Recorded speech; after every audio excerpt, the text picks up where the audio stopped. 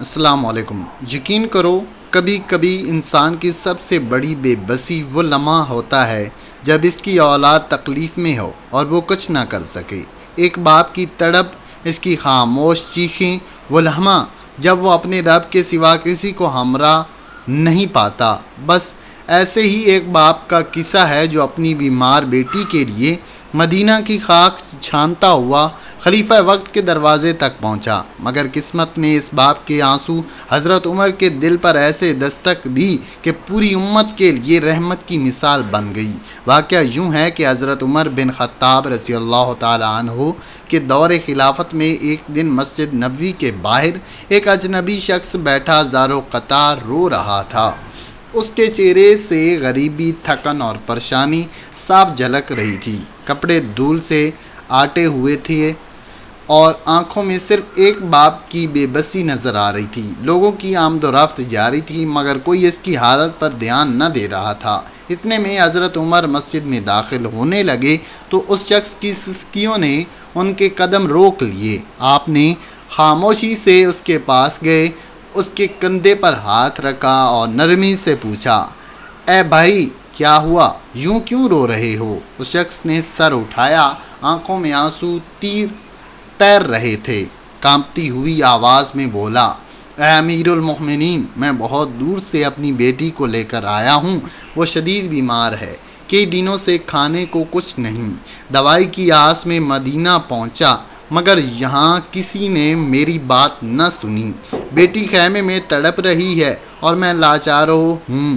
حضرت عمر کی آنکھوں میں نمی آ گئی۔ فوراً فرمایا، مجھے لے چلو اپنی بیٹی کے پاس۔ وہ شخص چونک گیا کہ خلیفہ وقت خود اس کے ساتھ چلے گا، مگر حضرت عمر نے فرمایا، عمر صرف دربار میں بیٹھنے کے لیے نہیں ہے، میں تمہارا خادم ہوں، تمہاری بیٹی میری ذمہ داری ہے۔ وہ شخص آگے آگے، حضرت عمر پیچھے پیچھے، سخت دھوپ میں بغیر کسی محافظ کے ایک خیمے کی طرف روانہ ہوئے۔ خیمے میں داخل ہوئے تو دیکھا ایک معصوم بچی بخار میں تڑپ رہی ہے۔ اس کا جسم کانپ رہا تھا، آنکھیں بند تھیں، ہونٹ سوکھے ہوئے اور سانسیں بے ترتیب۔ حضرت عمر نے جھک کر بچی کے ماتھے پر ہاتھ رکھا، دعا مانگی اور فوراً خادم کو دوڑایا کہ طبیب، دوا اور خوراک لاؤ۔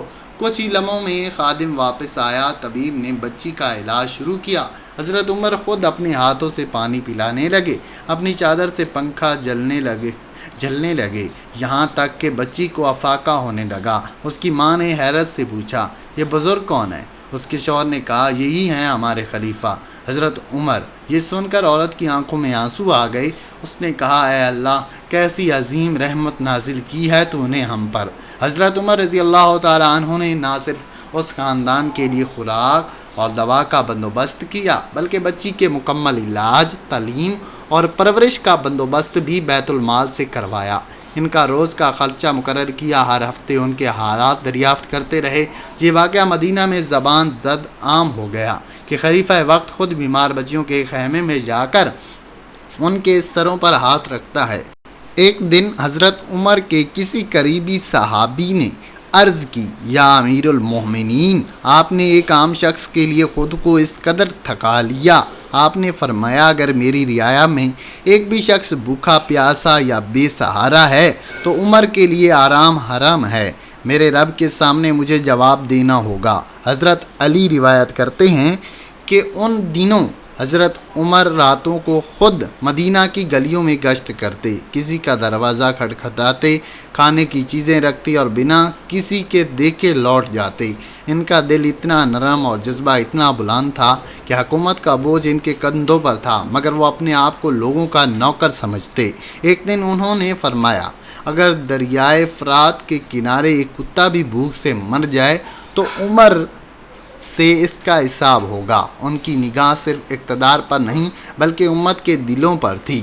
ان کی قیادت کا اصول تھا کہ جو کمزور ہے وہ عمر کے نزدیک طاقتور ہے جب تک اسے اس کا حق نہ دلا دوں، اور جو طاقتور ہے وہ عمر کے لیے کمزور ہے جب تک وہ دوسروں کو ان کا حق لوٹا نہ دے۔